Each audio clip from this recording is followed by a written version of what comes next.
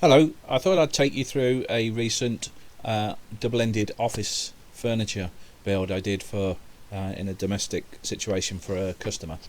Um, Essentially, he wanted seating office style both ends for him and his wife. I sent him some designs and we refined them and finalised this version in SketchUp with upper cabinets either end at the top and open bookcases in the middle. We started off with the plinth bases. You'll see there's a 100mm void at the back of the plinth bases, which I screwed to the wall as there's underfloor heating and other unknown pipes in the floor, so it's not screwed downwards but all screwed to the wall.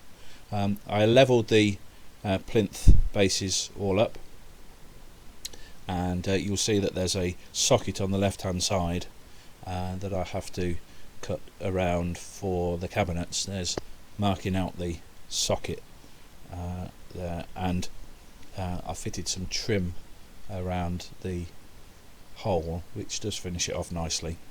It was easy then to set the cabinets in place.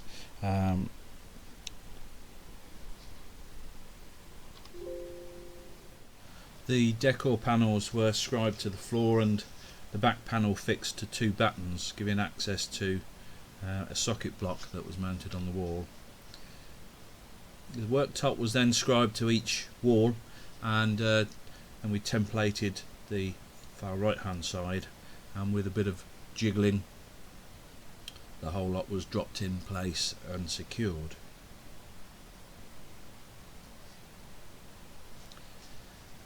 I then moved on to the second end.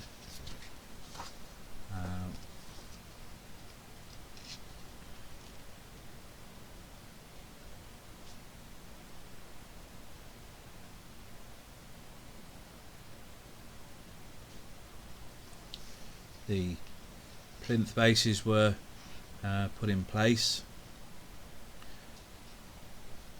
only 40mm away from the wall on this one. We don't need quite so big cable run at the back, but the corner cabinet was put in place and the corner fillet attached.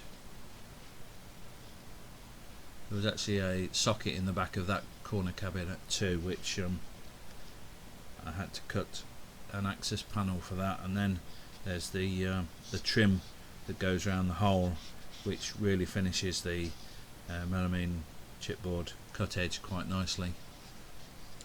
The remaining cabinets were fixed in place, and decor panels scribed and also fitted.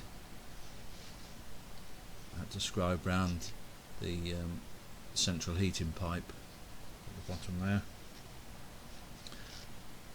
and then the L-shaped worktop was scribed and fitted in place, and the decor end panels fitted to each end cabinet. Upper cabinets next. On the first end, had to make a cutout for the BT box, and the open cabinets, the open bookcase goes in next. The centre top cabinet had some temporary battens fixed along the top, so it was reasonably easy to lift that into place and then fix it to either side and then back to the wall. And the final top cabinet fitted on this end, everything secured down and back with brackets. There is a small void behind just in case cables are needed to be passed through. And here was my first obvious mistake. I had cut the centre back panel too short, and that meant that I had a weekend of cutting and spraying up a new panel. Here are the cabinets going in on the second end.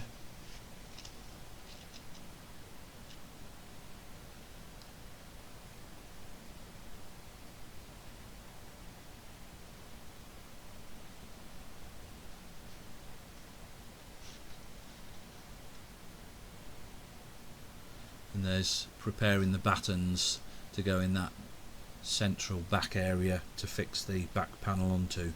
Thankfully I got this one right.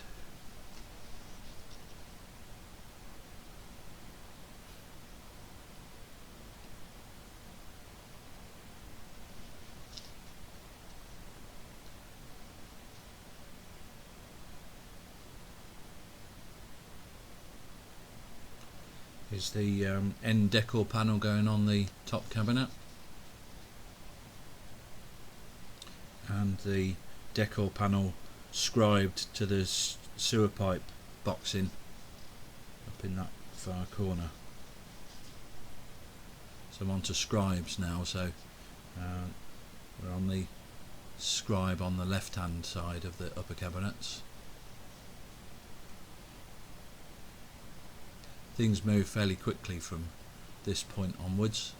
I've prepared all the doors and hinges, so once all the scribes were done, it was just a case of fitting the doors and adjusting the gaps.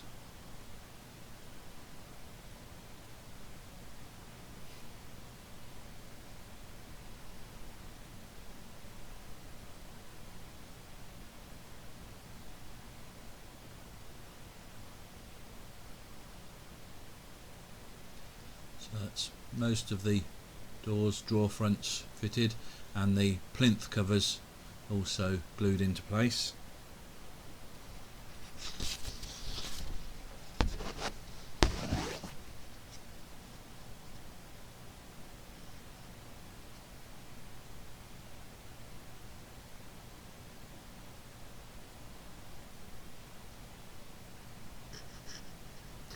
And then door handles and the cable holes drilled,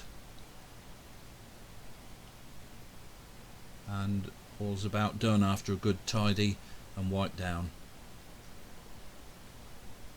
I left the back panel off the first end so the customer could sort out all his cables and power for his computer. Customers were very pleased with what I'd done. So there we are, double-ended office furniture fitted by Wattswood.